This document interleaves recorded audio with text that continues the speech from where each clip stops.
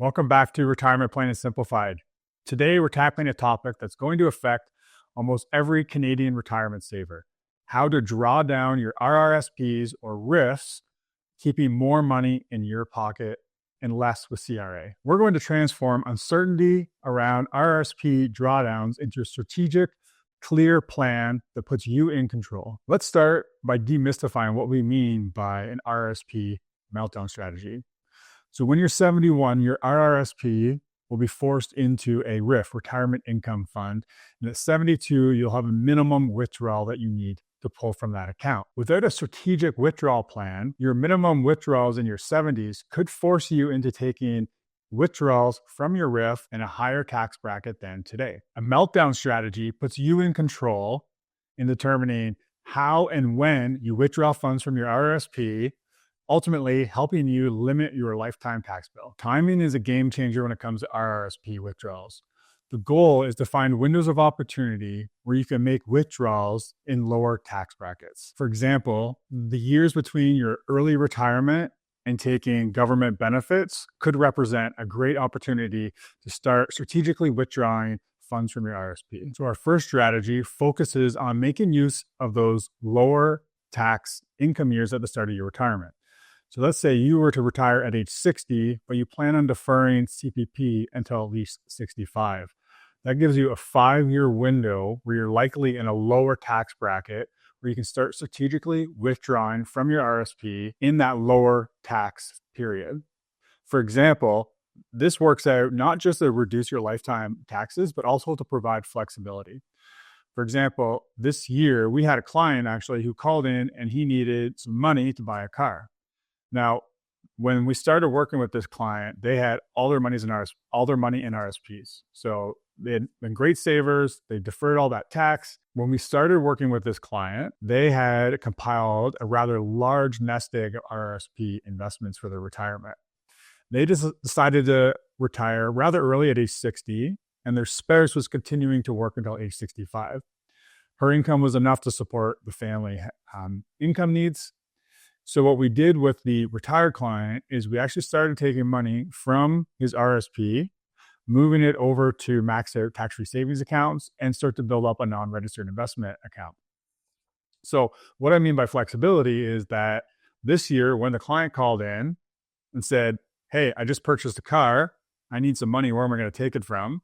We were able to take that money from tax-free savings accounts and non-registered investments, and basically that had a zero tax impact. Had we not done any of this planning ahead of time and he called in and needed the money, we would have had to take it out of his RRSP, and that would have been fully taxable as income. Another powerful strategy is pension income splitting. Once you turn 65, you can turn your RRSP into a RIF, and the income coming from your RIF when you withdraw money then becomes pension income. So at age 65, you can start to split that income. So you share a portion of that pension income with your spouse. This is particularly powerful if your spouse is in a lower tax bracket than you. So it may not make sense to take withdrawals before age 65. Maybe you've already turned on CPP or you have other sources of income and you can't split any of your income. But once you're 65, again, you take that RRSP, move it over to a RIF. You can then split up to 50% of that with your spouse. The other thing is a small bonus.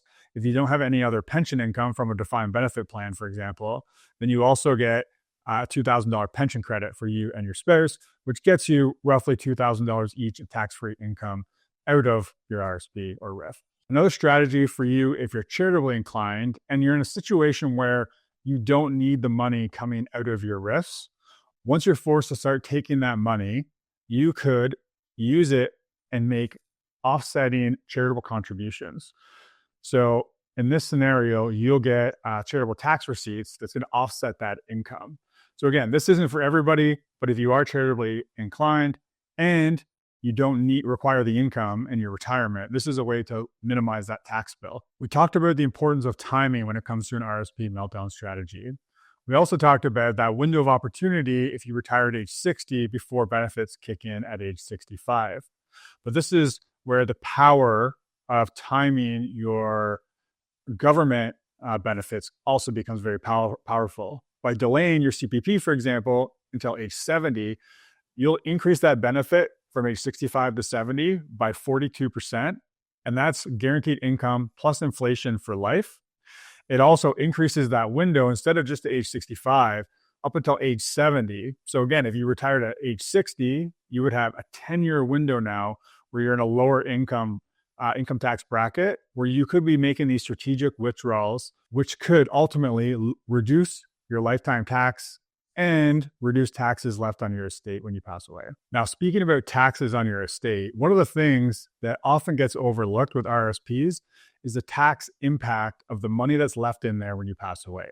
Now, if you have a spouse and you're the first to go, you can roll that money over tax-free to your spouse. But when the surviving spouse passes away, everything left in that RRSP or RRIF is fully taxable as income. So as much as 50% of that account value could end up going to CRA. So this is another reason to start thinking about an RRSP meltdown. We talked about it as far as your RRIF minimums that you're forced to take in your 70s, how it could be bumping you to a higher tax bracket. A lot of people are already thinking about that. But again, if that's not enough to motivate you today, you might want to start thinking about moving that money out into other more tax favorable accounts so that when you pass away, you are not making the CRA a beneficiary of 50% of your money. Now remember, there's a lot more to minimizing taxes on your RRSPs than just watching a video like this. It's important to understand what your options are, and we talked about a few of those options today. But from here, you need to know that every situation is unique and there's no one-size-fits-all approach.